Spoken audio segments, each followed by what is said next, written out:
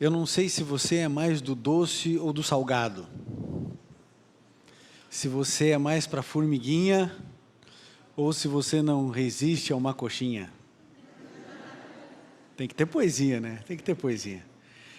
Vocês sabem que um dia desses, o Ailton Santana, que trabalha comigo, no Está Escrito, ele me mostrou a capa de um livro. Mostrou um livro, tinha uma capa, metade do livro, aqui assim, daqui para cima, era... sabe quando eles batem fotos assim, de um monte de frutas, todas bem recortadas, e fazem assim, que é uma obra de arte, né? Aquele negócio todo. E embaixo, assim, na metade para baixo, era só pudim, sonho, rocambole, todas aquelas coisas assim, né? Eu olhei para ele e falei assim, Ailton, eu gosto das duas partes do livro, mas da de baixo é um pouquinho mais. Eu não sei se você tem essa veia para sorvetes, pizzas, massas, macarrões ou macarons. Eu não sei se você vai para essa linha ou se você é da linha natureba.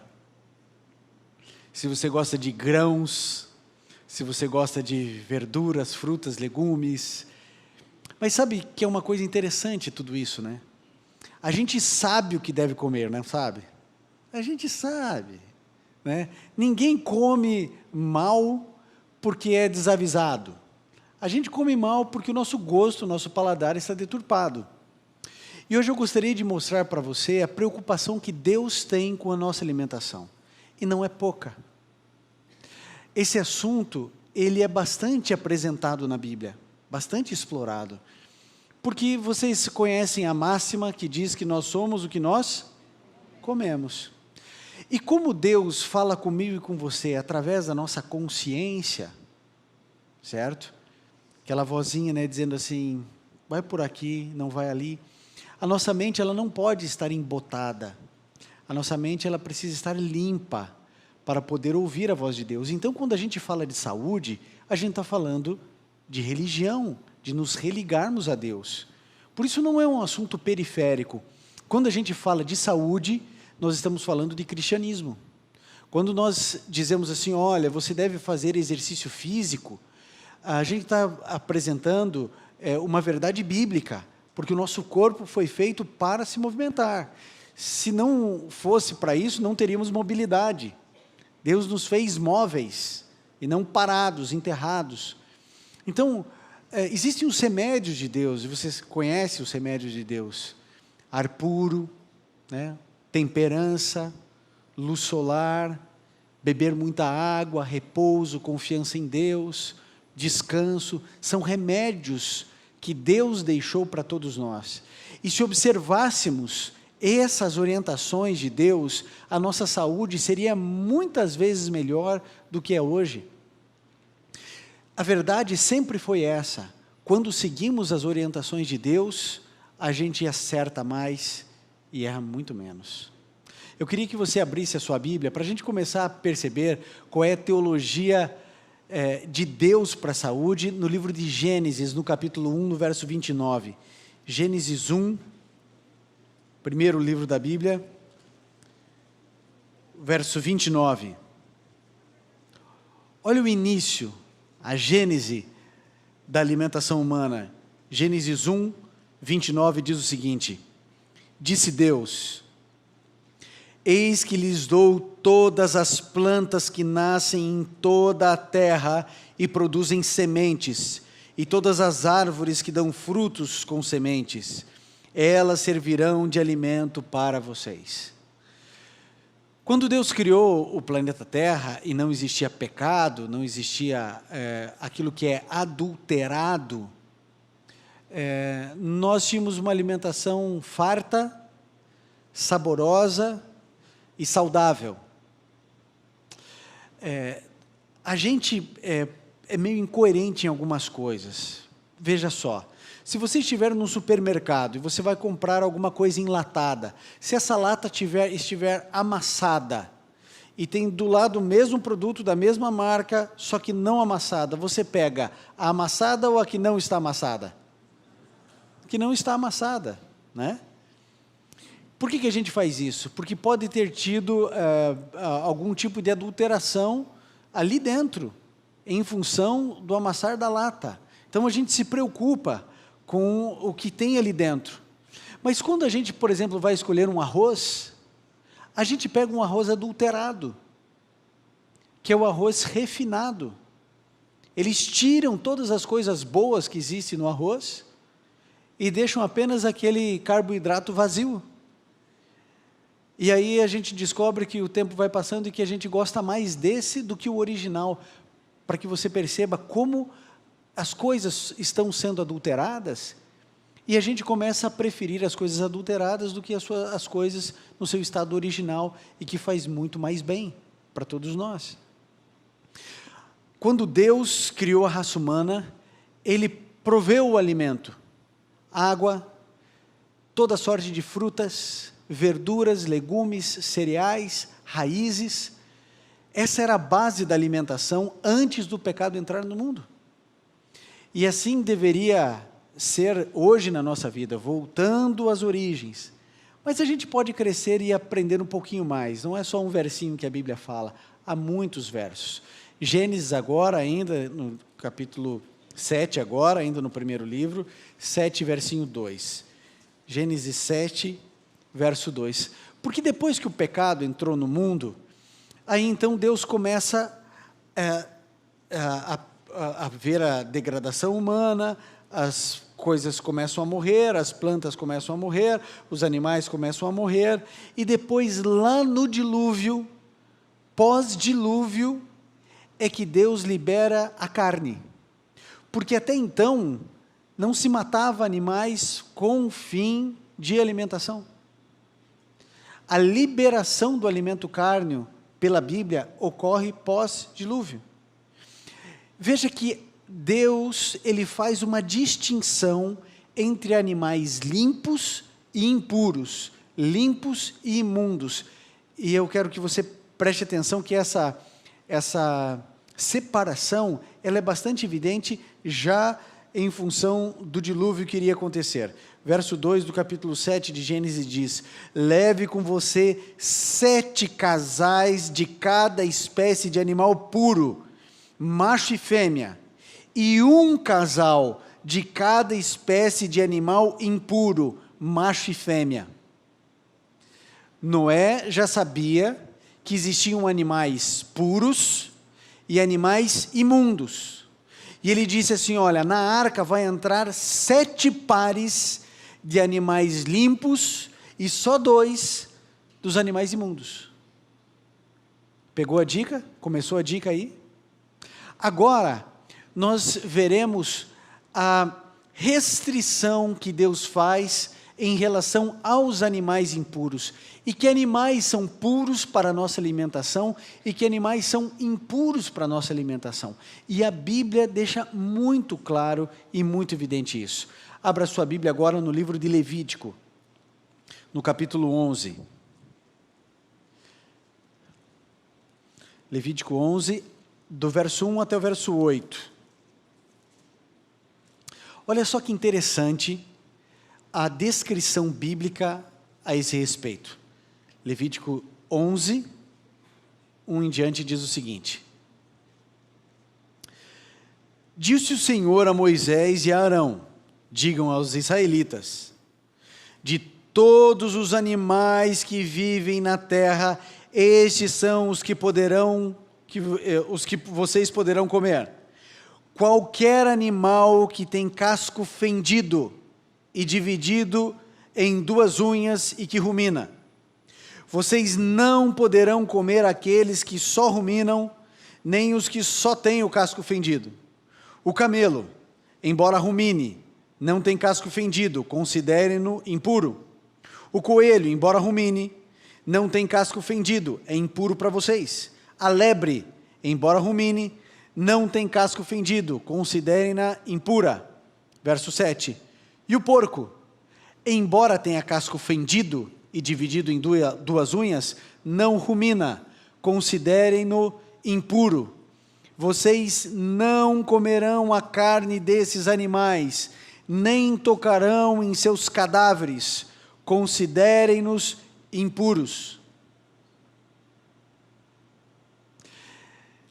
Deus determinou que eu e você não deveríamos comer a carne de porco. Você sabe que os animais imundos foram criados por Deus. Por que essa distinção puro e imundo? Porque um poderia ser servido como alimento à raça humana e o imundo não. Não é porque Deus gosta mais da vaquinha do que do porquinho, até porque ele se disse para não comer o porquinho, devia até gostar mais do porquinho, né? Não é essa a questão. A questão é que o porquinho, alguns demoraram para pegar, né? Assim mesmo. O porquinho, ele tem uma função muito importante na natureza. Ele é o faxineiro. A ideia e a função do porquinho era que ele estivesse solto na natureza e que ele pudesse revolver todas as poças de água, todo o lodo que existisse, para que não junte doenças. Ele tinha uma função, que não é alimentação. Você imagine o seguinte, a alimentação primária não envolvia carne, ok? Porque não havia morte.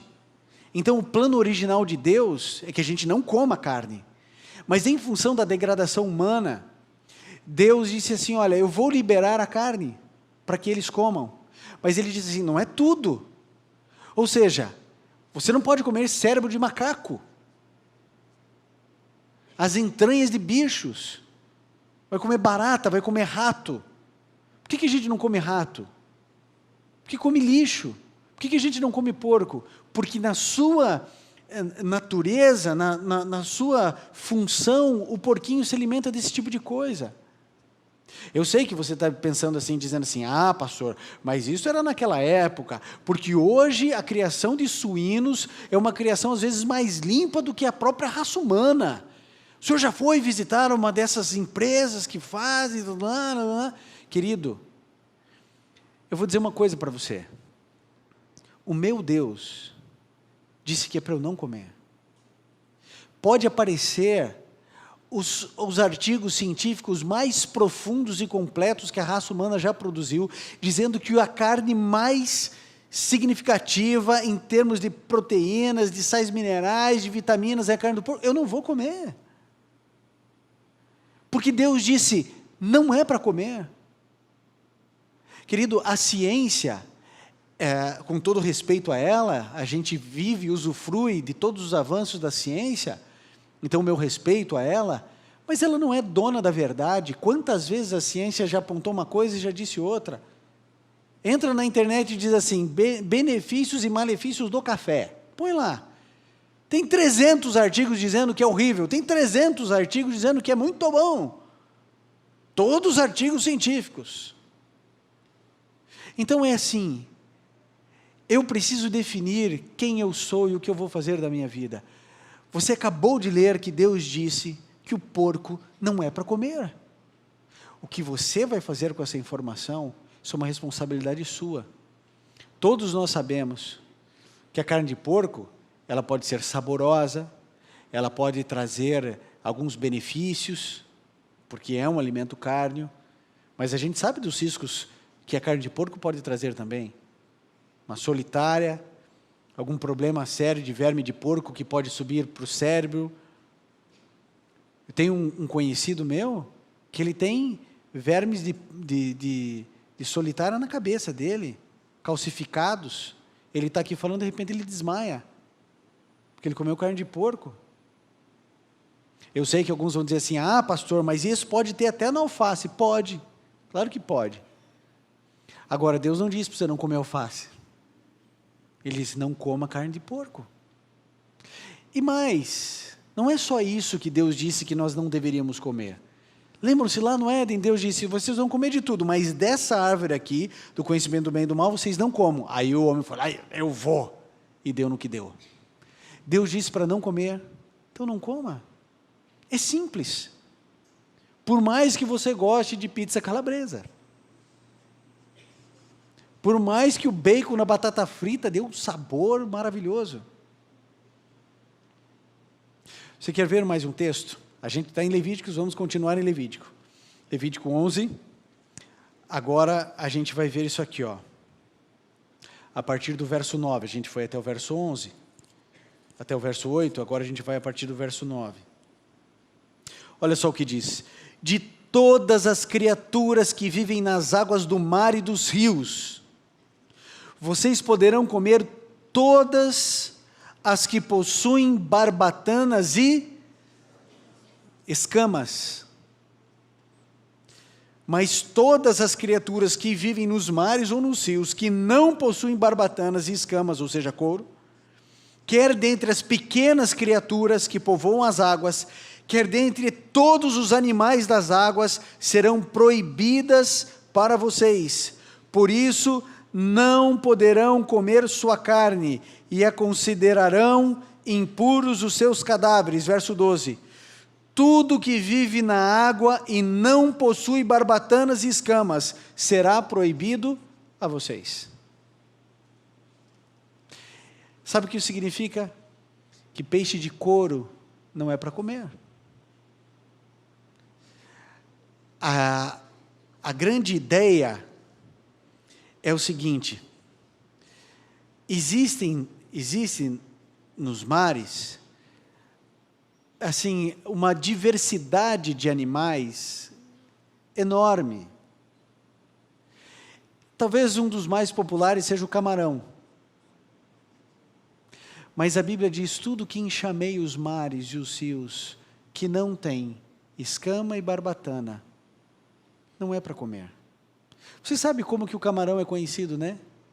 Como o porco do mar, o lixeiro do mar. Porque ele come as fezes dos peixes, dentre outras coisas. E a gente acaba comendo exatamente isso. É saboroso? Não questiono. Você gosta? Cada um tem seu gosto. Mas Deus diz não. Os peixes de couro, que geralmente são peixes de fundo de rio, eles carregam metais pesados. Quando Deus coloca um impeditivo, uma negativa, é porque Ele nos ama, porque Ele quer cuidar da nossa saúde. Por uma questão de tempo, a gente não vai ler, mas além do porco, eu trabalhei um pouquinho mais essa questão do porco, porque talvez seja o alimento imundo mais popular hoje em dia. Falei do camarão também, nessa mesma linha, dos animais ali, dos peixes de couro, mas eu quero lembrar também a vocês de que nem todas as aves nós podemos comer. Sabe o que a Bíblia diz? Ave de rapina, que come cadáver, nós não devemos comer. É por isso que você não vê ninguém aí comendo urubu, né? Porque esse tipo de ave de rapina, ela não serve para a nossa alimentação. É só seguir aqui a sequência de Levítico, você pode ler para frente. Então, eu e você precisamos cuidar com a nossa alimentação. Sabe por quê? Porque Deus se preocupa comigo e com você. Se você chegar hoje para a Sofia, que é minha filha, e falar assim: Sofia, você quer brócolis ou pirulito? Você não tem dúvida, né? Você não tem dúvida do que vai acontecer. Se você perguntar para o Gabriel: Gabriel, você prefere couve-flor ou uma pizza? Você já sabe o que vai acontecer. Agora, a minha alimentação, ela não pode ser determinada pelo meu gosto. E se eu deixar, eles almoçam só essas coisas, eles jantam só essas coisas, mas por que eu não deixo eles comerem sorvete o dia inteiro? Por que eu não dou para eles pizza no café da manhã? Porque eu amo, porque eu quero o melhor para eles. Eu não sou um pai tirano que quero privá-los do prazer de uma alimentação que eles gostem. Longe de mim isso. Agora, não dá para educar a criança com pão branco e Nutella. Não dá. Porque você ama o teu filho, você não faz isso, você não permite isso. Você diz assim: ah, vai ter isso, mas vai comer fruta primeiro. Já tomou água, tem que tomar água. Aqui, ó, o suco vai ser suco sem açúcar. Por que a gente faz isso? Embora o suco com açúcar, ele é mais docinho, a criança gosta muito mais. Mas por que você diz assim, o suco vai ser sem açúcar? Porque você ama, porque você quer bem.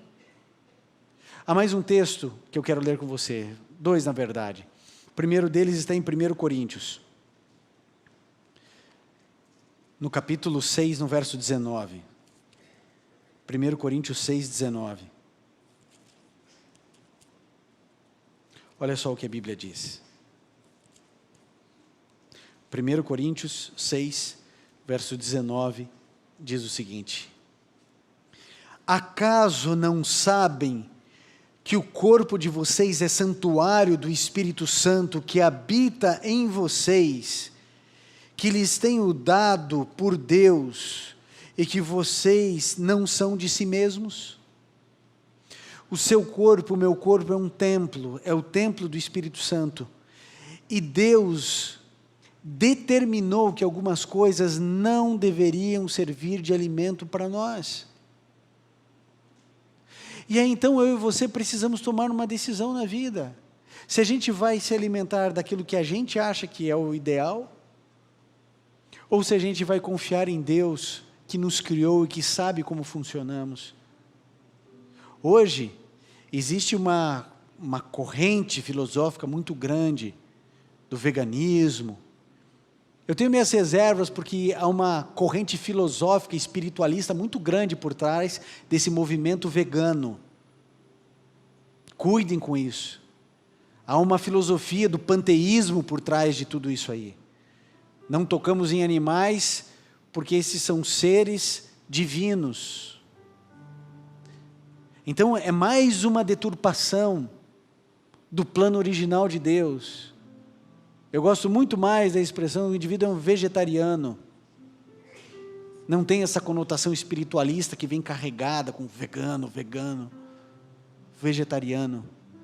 Esse é o plano original de Deus. Mas Deus, porque é soberano, Ele disse, eu vou liberar o alimento cárneo. Não todos.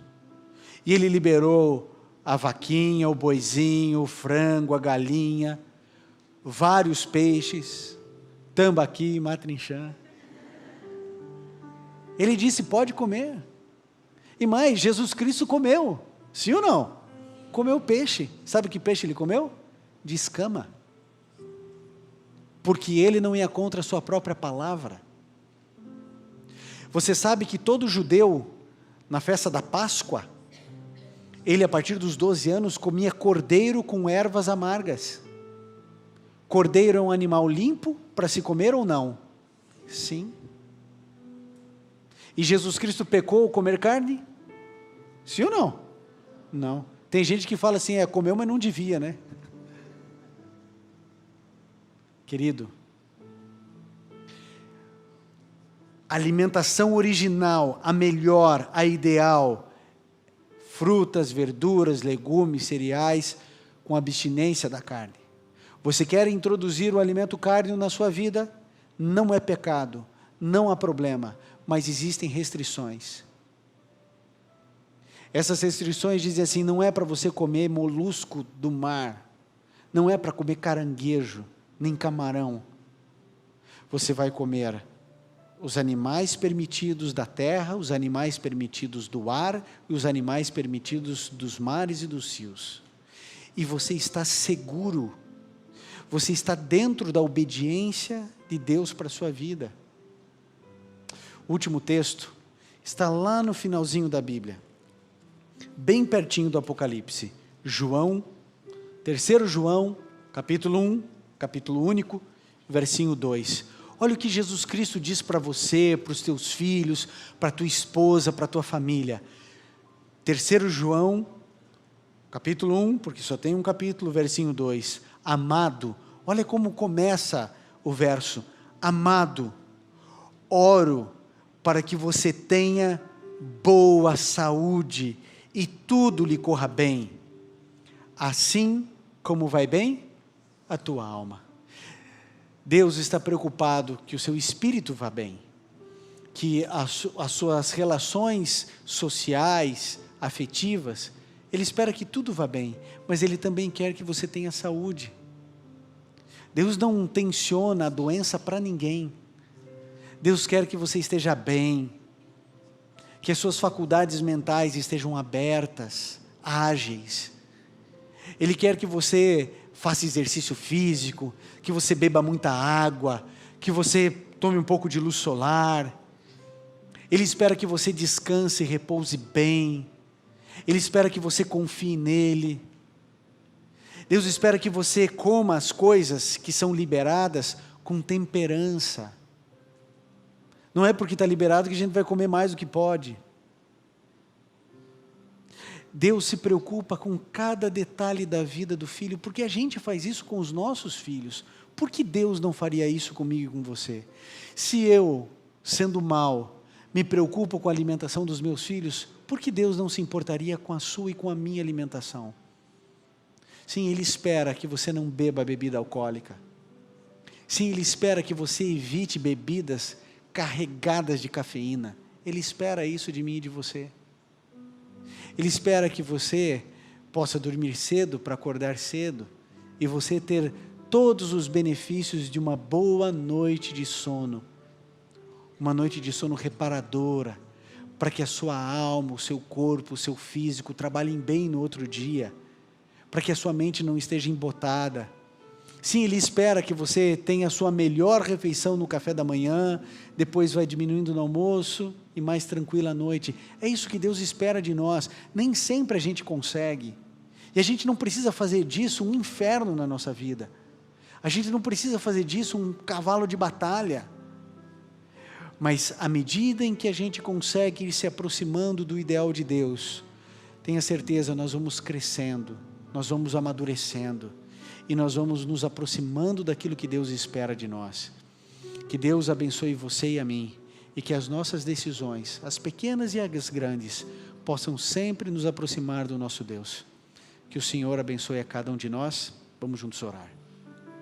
Querido Pai, nos ajude a termos uma alimentação saudável, não apenas nós, mas nossos filhos, nossa família. Queremos, ó Deus, dignificar o Teu nome também através da alimentação. Por isso colocamos nossa vida, nossos pensamentos em Tuas mãos. Em nome de Jesus. Amém.